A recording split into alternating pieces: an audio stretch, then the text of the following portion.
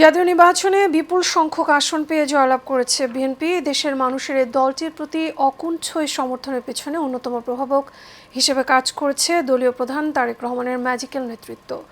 দীর্ঘ নির্বাসিত জীবনে থেকে দেশে ফিরে এক মুহূর্ত নষ্ট না করে ছুটে বেরিয়েছেন দেশের আনাচে কানাচে।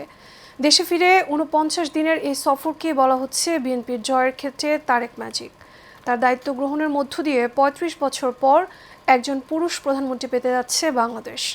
সর্বশেষ ১৯৮৮ সালে প্রধানমন্ত্রীর দায়িত্ব পেয়েছিলেন কাজী জাফর আহমেদ। শেখ ফাহিমের রিপোর্ট। প্রায় ১৭ বছর লন্ডনে রাজনৈতিক আশ্রয় থাকার পর গত বছরের ২৬ ডিসেম্বর দেশে ফেরেন বিএনপির চেয়ারম্যান তারেক রহমান।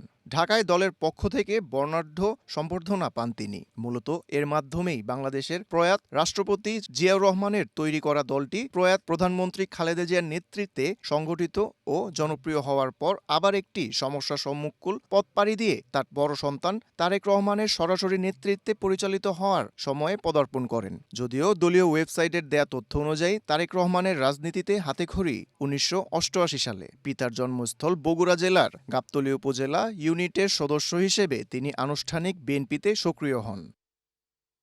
তারেক রহমানের দলীয় রাজনীতির সঙ্গে আনুষ্ঠানিক যাত্রা শুরু হয়েছিল ১৯৯১ সালের সংসদ নির্বাচনের মাধ্যমে এবং সেই সময় খালেদা জিয়া যে ৫টি আসনে নির্বাচন করেছিলেন তিনি সেগুলোর দেখভালের সাথে যুক্ত ছিলেন।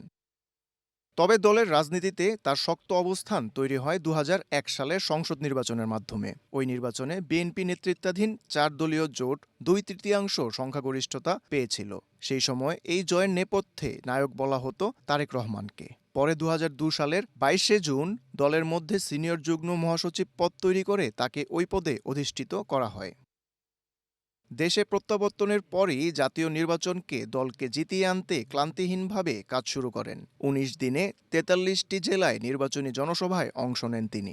এসব সমাবেশে বিএনপির চেয়ারম্যান গঠনমূলক আত্মবিশ্বাসী বক্তব্যই নির্বাচনে বিপুল জয়ের পেছনে তারেক ম্যাজিকের মতো কাজ করেছে বলে ধারণা করা হচ্ছে। এসব সমাবেশে তিনি তৃণমূল থেকে কেন্দ্র দলীয় কাঠামোকে পুনর্গঠন, তরুণ ও শিক্ষিত নেতৃত্বকে সামনে আনা এবং আধুনিক রাজনৈতিক নিয়ে গুরুত্বপূর্ণ মতামত তুলে ধরেন, যা বিএনপি নিয়ে তরুণ প্রজন্মকে নতুন করে ভাবতে শুরু করায়। অবাধ, সুষ্ঠু ও অংশগ্রহণমূলক নির্বাচনের দাবিতে তার বক্তব্য ও কর্মসূচি রাজনৈতিক অঙ্গনে স্পষ্ট বার্তা দিয়েছে। ক্ষমতার চেয়ে জনগণের অধিকারই তার রাজনীতির মূল চালিকা শক্তি। অর্থনীতি, সুশাসন ও রাষ্ট্র সংস্কার নিয়েও তারেক রহমানের ভাবনা সুসংহত। রাষ্ট্র পরিচালনার জবাবদিহিতা, প্রতিষ্ঠান শক্তিশালীকরণ এবং কর্মসংস্থানমুখী অর্থনীতির উপর তিনি বারবার জোর দিয়েছেন। তার ঘোষিত রাষ্ট্র মেরামতের ধারণা রাজনীতিতে একটি নীতিনির্ভর ও ভবিষ্যৎমুখী আলোচনার জন্ম দিয়েছে। সবচেয়ে গুরুত্বপূর্ণ বিষয় হল তারেক রহমান রাজনীতিকে প্রতিহিংসার জায়গা থেকে বের করে এনে সংলাপ ও ঐকমত্যের পথে নিয়ে যান।